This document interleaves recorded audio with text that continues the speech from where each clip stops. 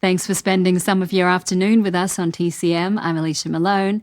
Now, some on-screen pairings just make sense, but other combinations, at least on paper, might make you scratch your head. But then you see them on screen, and it works like a charm. Up next is an example. It's Laurence Olivier and Marilyn Monroe paired together in a 1957 romantic comedy called The Prince and the Showgirl. The reason it does work here is because of the very different talents those two stars each brought to the table. The film is based on a 1953 play by Terence Rattigan called The Sleeping Prince, which had starred Olivier along with his wife at the time, Vivien Leigh. Some felt Leigh had been miscast in that stage production, so Marilyn, one of the most famous and photographed women in the world, took on the role in this adaptation, which Rattigan himself adapted. Her company, Marilyn Monroe Productions, had bought the rights to the play, and this was the company's first film.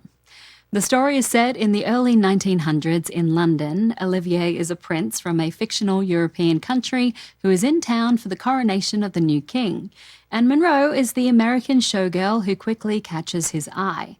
Their collaboration was actually years in the making. Monroe had briefly met Olivier back in 1950 at a party thrown by Danny Kaye. She was there with her agent, a man named Johnny Hyde, and she told him how much she wanted to work with Olivier. At that point, Monroe had only been in a handful of films, so her agent was honest, telling her it was never going to happen. But what a difference a few years can make. The two are very much equals on screen, and the film is a genuine charmer. It was shot on location in England, where Marilyn and her new husband, playwright Arthur Miller, lived for the duration of the production. From 1957, also directed by Laurence Olivier, enjoy The Prince and the Showgirl. Books have been written about the fact that Marilyn Monroe was a complicated woman. That was partially due to her own insecurities, but also surely because she was constantly being underestimated. Whatever the reason, it did cause problems on her movie sets, including that of The Prince and the Showgirl.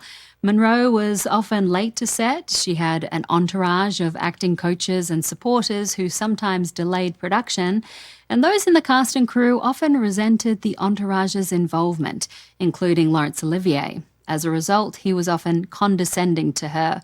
But no one can deny the results on the screen, and many years later, Olivier softened his critiques of Monroe. He admitted that it was likely due to the fact that he was 50 years old and in a bit of a rut.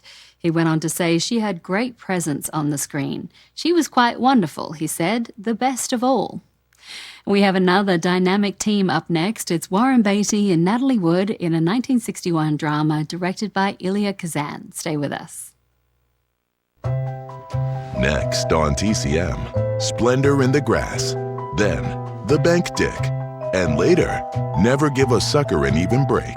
TCM's got a bridge to sell you tonight.